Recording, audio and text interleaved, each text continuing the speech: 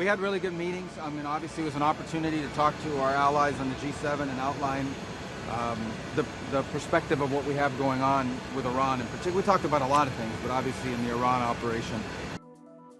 As the Department of War has consistently outlined, we are on or ahead of schedule in that operation and expect to conclude it at the appropriate time here in a matter of weeks, not months, and the progress is going very well. Obviously we have some work to do. We have to finish the job, and we are finishing that job. I did describe to our allies, however, that immediately after this thing ends and we're done with our objectives, one of the immediate challenges we're going to face is an Iran that may decide that they want to set up a tolling system in the Straits of Hormuz. Not only is this illegal, it's unacceptable, it's dangerous to the world, and it's important that the world have a plan to confront it. The United States is prepared to be a part of that plan. We don't have to lead that plan, but we're happy to be a part of it. But these countries have a lot at stake, not just the G7 countries, but countries in Asia and all over the world have a lot at stake and should contribute greatly to that effort to ensure that neither the Straits of Hormuz or frankly any international waterways should ever be something that's controlled or tolled by a nation state or by a terroristic government like the one that exists in Iran today in that radical clerical regime. Let me put it to you this way. There is nothing Russia is doing for Iran that is in any way impeding or affecting our operation or the effectiveness of it. That's the best way that I could put it. We are achieving all those objectives. We are ahead of schedule on most of them, and we can achieve them without any ground troops, without any. Now, in terms of why there's deployments, number one, the president has to be prepared for multiple contingencies, which I'm not going to discuss in the media. And again, I refer you to the Department of War, who will probably tell you the exact same thing. But we can achieve all of our objectives without ground troops, but we are always going to be prepared to give the president maximum optionality and maximum opportunity to adjust to contingencies should they emerge.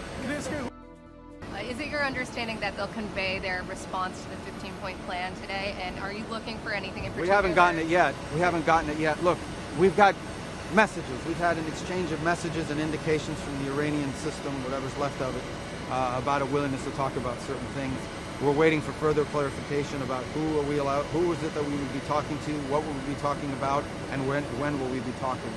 I don't have any news for you on that yet. It could happen at any moment. It could happen today. It could happen tomorrow. We're not predicting it. We're going to continue with our operation. There are some in the Iranian regime that are going around saying that they want to make the Strait of Hormuz tolling thing, they want to make it permanent. That's unacceptable. The whole world should be outraged by it. We're impacted by it a little bit, but the rest of the world is impacted by it a lot more, including many of the countries represented today here at the G7.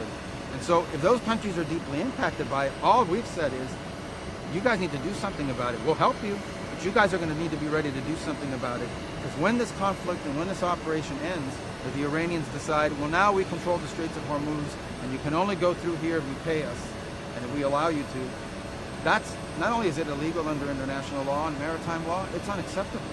And that can't be allowed to exist. And so what we've said is that the countries that are most impacted by that should be willing to do something about it, and we'll help them. And that's what I said today, and I had a good reception to that message. Did you hear it? Well, right now I think they expire April 9th or 10th. It's only about the oil that's in the water. So we don't have, that's not a permanent policy of the United States.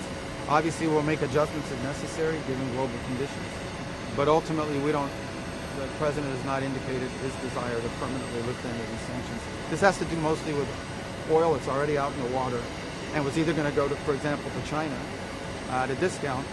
Now it's just, that oil is going to be sold one way or the other. The only difference is, are more countries eligible to buy it to take a little bit of the strain off the global concern about what's happening in this operation.